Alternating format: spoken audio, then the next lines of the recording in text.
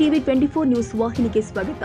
ಕಾನೂನು ಕೈಗೆ ತೆಗೆದುಕೊಂಡು ಸಾರ್ವಜನಿಕರಿಗೆ ತೊಂದರೆಯಾದರೆ ಸರ್ಕಾರ ಕಣ್ಮುಚ್ಚಿಕೊಂಡು ಕೂರಲು ಸಾಧ್ಯವಿಲ್ಲ ಎಂದು ಮುಖ್ಯಮಂತ್ರಿ ಸಿದ್ದರಾಮಯ್ಯ ಹೇಳಿದ್ದಾರೆ. ಇಂದು ವಿಜಯಪುರದಲ್ಲಿ ಮಾಧ್ಯಮದವರ ಜೊತೆ ಮಾತನಾಡಿದರು. ಪಂಚಮಸಾಲಿ ಸಮುದಾಯದವರು ಪ್ರವರ್ಗ 2A ಅಡಿಯಲ್ಲಿ ಮೀಸಲಾತಿ ಕಲ್ಪಿಸುವಂತೆ ಕೇಳುವುದಕ್ಕೆ, ಚಳುವಳಿ ಮಾಡುವುದಕ್ಕೆ ನಮ್ಮ ತಕರಾರು ಇಲ್ಲ. ಆದರೆ ಶಾಂತಿಯುತವಾಗಿ ಪ್ರತಿಭಟನೆಯಾಗಬೇಕು.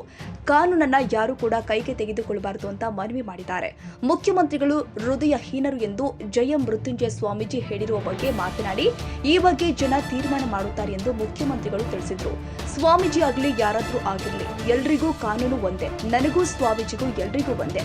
ಸಂವಿಧಾನದ 14ನೇ ವಿಧಿಯ ಪ್ರಕಾರ ಕಾನೂನು ಮುಂದೆ ಎಲ್ಲರೂ ಸಮಾನರು ಹಾಗೂ ಕಾನೂನು ಸಮಾನ ರಕ್ಷಣೆಯನ್ನ ಖಾತ್ರಿಪಡಿಸುತ್ತೆ ಎಂದಿದ್ದಾರೆ. ಪ್ರವರ್ಗ 2A ಅಡಿಯಲ್ಲಿ ಇರುವಂತಹ ಸಮುದಾಯಗಳು ಪಂಚಮಸಾಲಿ ಸಮುದಾಯವನ್ನ 2Aಗೆ ಸೇರಿಸಲು ವಿರೋಧ ವ್ಯಕ್ತಪಡಿಸಿರುವ ಬಗ್ಗೆ ಪ್ರತಿಕ್ರಿಯೆ ನೀಡಿದ ಮುಖ್ಯಮಂತ್ರಿಗಳು, ಅವರ ಅಭಿಪ್ರಾಯ ಹೇಳಲು ಅವರಿಗೆ ಸ್ವಾತಂತ್ರ್ಯವಿದೆ.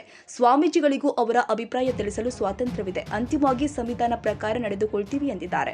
ಸುವರ್ಣಸೌಧಕ್ಕೆ ಮುತ್ತಿಗೆ ಹಾಕುವ ವೇಳೆ ಪಂಚಮಸಾಲಿ ಸಮುದಾಯದ ಜನರ ಮೇಲೆ ಪೊಲೀಸ್ ಕಲ್ಲು ಹೊಡೆದಿದ್ದಾರೆ ಎಂಬ ಬಿಜೆಪಿ ಆರೋಪದ ಬಗ್ಗೆ ಪ್ರತಿಕ್ರಿಯೆ ನೀಡಿ, ಅವರು ಕಲ್ಲು ಹೊಡೆದಿರೋದು ಬ್ಯಾರಿಕೇಡ್ ತಳ್ಳಿ ಒಳಗೆ ನುಗ್ಗೋದ್ರ ಫೋಟೋಗಳನ್ನ ತೋರಿಸ್ತೀವಿ. ಸ್ವಾಮೀಜಿಗಳು ರಸ್ತೆಯಲ್ಲಿ ಯಾಕೆ ಕುಳಿತುಕೊಂಡಿದ್ದಾರೆ? ಪ್ರತಿಭಟನಾಕಾರರು ಕಲ್ಲು ತೂರದಿದ್ರೆ 20ಕ್ಕೂ ಹೆಚ್ಚು ಪೊಲೀಸರಿಗೆ ಗಾಯ ಹೇಗಾಯಿತು?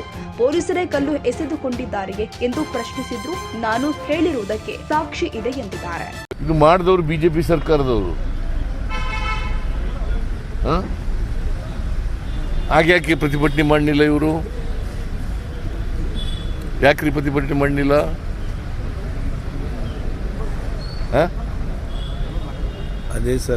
ಈಗ ಅದೇ ಸರ್ಕಾರದವರು ಇವ್ರ ಜೊತೆ ಸಪೋರ್ಟ್ ಮಾಡ್ತಾರೆ.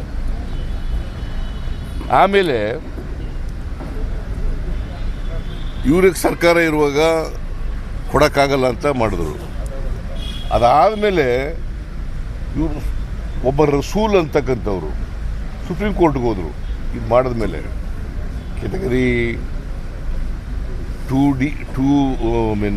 2C 2D ಮಾಡಿದ್ಮೇಲೆ some Muslim gentleman has gone to the Supreme Court challenging the orders of the BJP government. ಅವರು ಅಲ್ಲಿ ಇವ್ರ ಪರ ಅಪಿಯರ್ ಆಗಿದ್ದಂಥ ಲಾಯರು ಸಾಲಿಸಿಟರ್ ಜನರಲ್,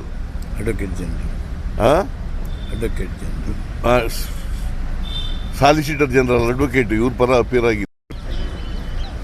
ಇವ್ರು ಏನು ಮಾಡಿದ್ರು ಅಂತಂದರೆ, ಹಿಂದಿನ ಸರ್ಕಾರ ಮುಸಲ್ಮಾನರಿಗೆ 4% ಕೊಟ್ಟಿದ್ದದನ್ನು ರದ್ದು ಮಾಡಿಬಿಟ್ಟು 2% ಒಕ್ಕಲಿಗರಿಗೆ, 2% ಲಿಂಗ 2Aನವರಿಗೆ ಅಲ್ಲ 3Aನವರಿಗೆ 2%, 3Bನವರಿಗೆ 2% ಕೊಟ್ಬಿಟ್ರು.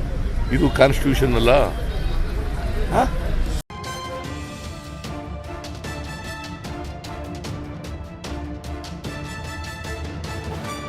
ಕನ್ನಡಿಗರ ಮೆಚ್ಚಿನ ನಿಮ್ಮ ಟಿವಿ 24 ಕನ್ನಡ ನ್ಯೂಸ್ ವಾಹಿನಿ ಇದೀಗ ಟಿವಿಯಲ್ಲಿ ಲಭ್ಯ.